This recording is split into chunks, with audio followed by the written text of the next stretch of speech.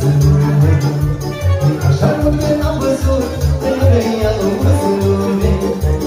Așa-i un dar al omului, pe lume i-am văzut.